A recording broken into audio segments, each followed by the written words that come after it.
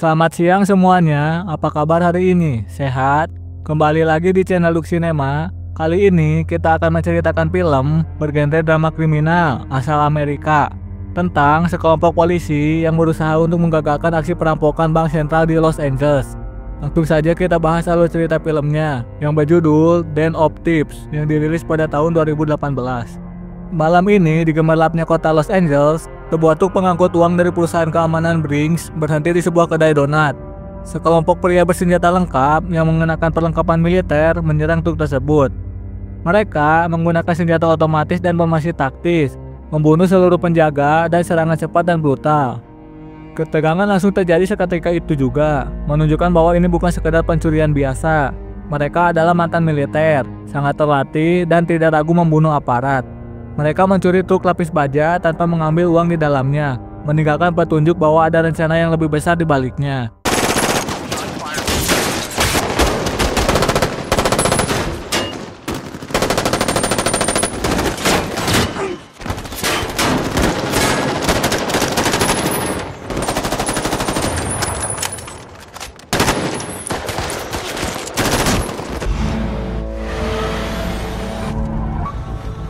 The fuck was that?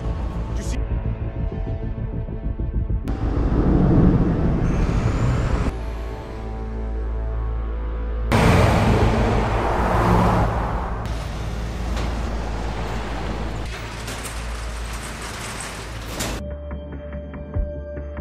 Keesokan harinya, Detektif Nick O'Brien, pemimpin unit Elite Major Crime di LASD, muncul di tempat kejadian perkara. Nick adalah sosok yang berantakan, arogan, dan kasar, namun sangat cerdas dalam membongkar pola kriminal.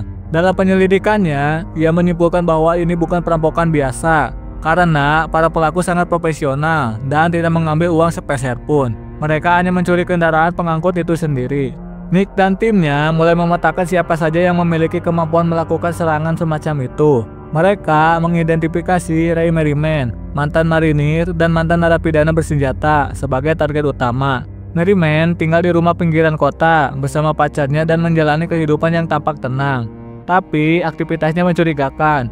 Dia bertemu dengan anggota tim lainnya, Enson, spesialis senjata dan taktik, Bosco, ahli logistik, dan Donnie Wilson, seorang sopir dan bartender di klub malam.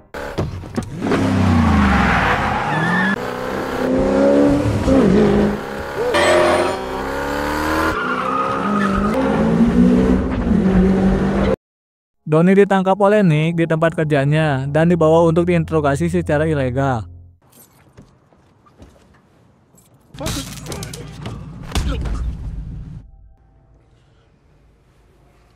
You're up? Yeah.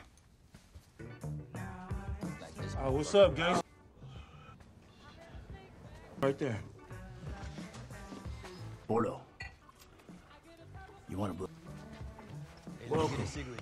Di dalam ruang interogasi, Nick menggunakan taktik kasar, mengintimidasi Donnie, memukulinya secara halus, dan menawari minuman keras untuk mencairkan suasana. Donnie yang tampaknya ketakutan mengaku hanya sebagai sopir dan tidak tahu rencana detail Merriman. Namun, dari sinyal tubuhnya, terlihat bahwa Donnie menyembunyikan sesuatu. That person means I am a member. Done. Is that what's afoot? I'll answer that for you. No, it fucking that crew. Okay. Do we listen? No. Not at all. You listen to me, fuckface. Liam. Nick memutuskan untuk membebaskannya sambil memasang pelacak diam-diam di mobil Donnie untuk memantau pergerakan kelompok tersebut. Sementara itu, Merriman dan timnya mulai melakukan pengintaian terhadap Federal Reserve Bank di pusat kota LA.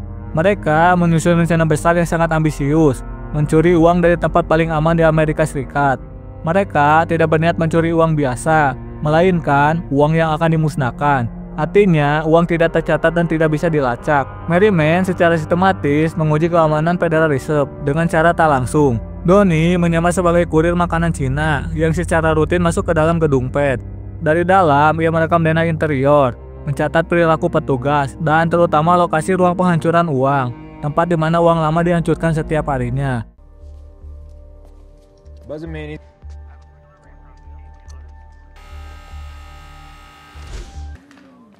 Sure. Yes. We will now. You have a wonderful day.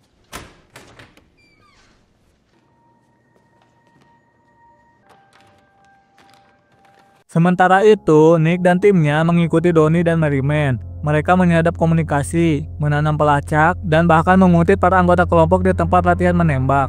Ketegangan meningkat ketika Nick bertemu langsung dengan Merriman di lapangan tembak, dan secara pasif mengancamnya. Mereka saling menantang secara diam-diam, menunjukkan bahwa masing-masing tahu satu sama lain sedang bermain catur.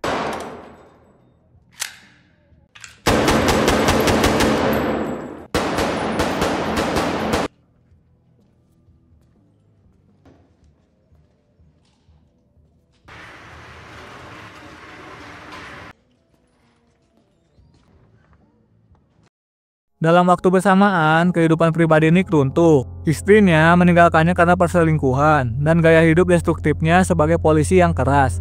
Nick terlihat minum-minum dan mengabaikan anaknya.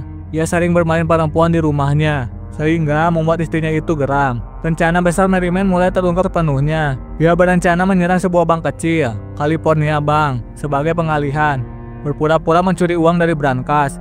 Di saat yang sama, Donnie akan menyusup ke PET melalui rute pengantaran makanan dan mencuri uang dari ruang penghancuran.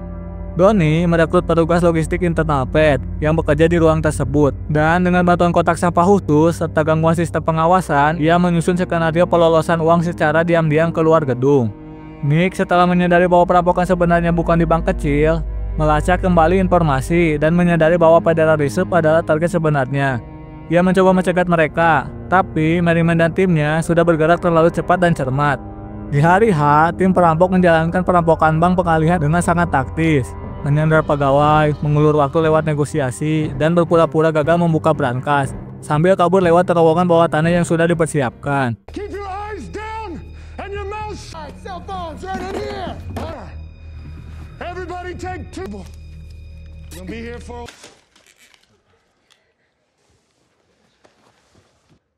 I know you already triggered the silent alarms. Hostage every hour until our demands progress.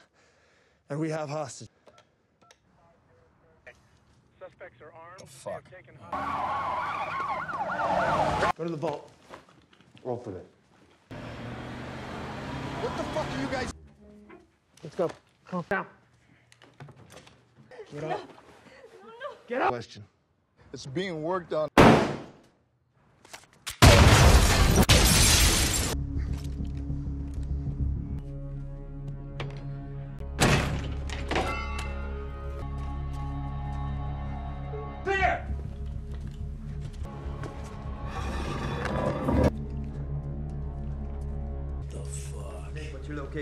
Polisi yang menyergap lokasi bank pengalihan dibuat bingung. Tidak ada uang yang diambil. Nick menyadari bahwa itu hanya pengalihan. Ia lalu menerima laporan bahwa Donnie terakhir terlihat mendekati PET. Di sisi lain, Donnie berhasil masuk ke ruang penghancuran, menyamar sebagai teknisi makanan, dan menukar uang yang akan dihancurkan dengan kantong kosong.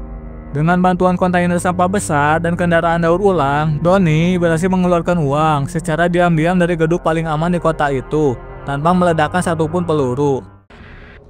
Yeah, Louis.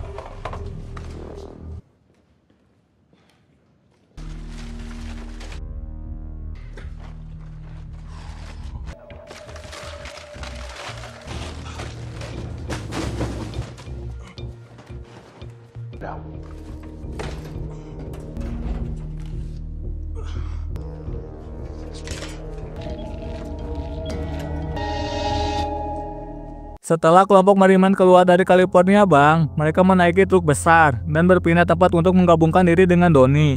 Polisi akhirnya mengetahui lokasi mereka dan mengejar mereka sampai ke jalan tol padat.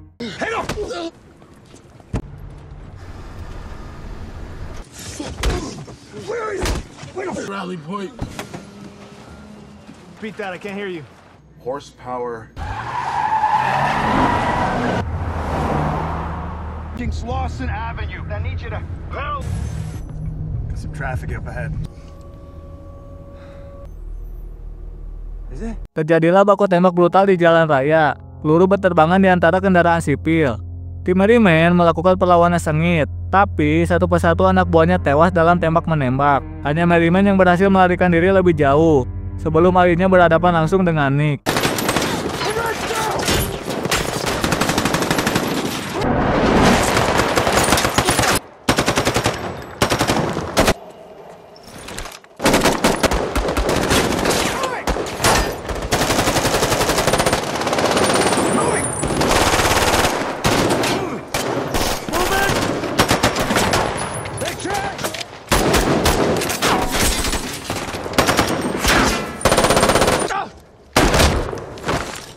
Dalam konfrontasi terakhir di sebuah kawasan industri, Merryman yang sudah terluka mencoba kabur sambil menembaki Nick. Nick akhirnya menembaknya mati dalam perkelahian yang singkat.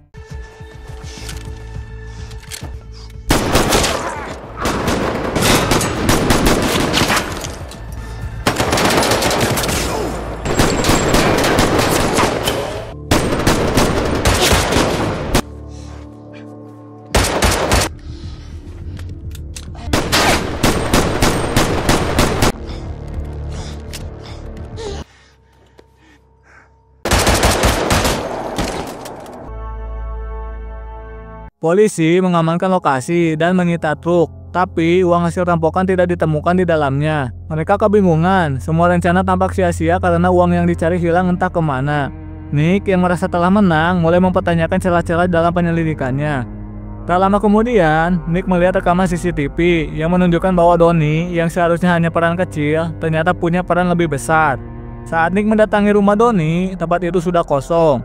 Plot twist besar mulai terbuka. Ternyata selama ini Donnie memanipulasi Merryman maupun polisi.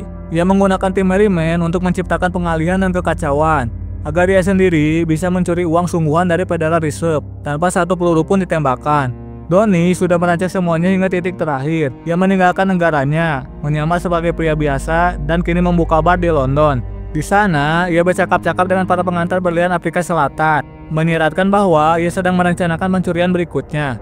Nick yang menyadari semuanya terlambat hanya bisa menatap kosong sambil meneguk bir di bar tempat para pengantar uang dan perampok biasa nongkrong. Film pun berakhir dengan Donnie yang berhasil sepenuhnya dan Nick yang tertinggal dengan rasa gagal dan penasaran. Tidak ada penangkapan, tidak ada balas dendam, hanya sebuah pengakuan diam-diam bahwa terkadang orang yang terlihat paling biasa justru yang paling berbahaya.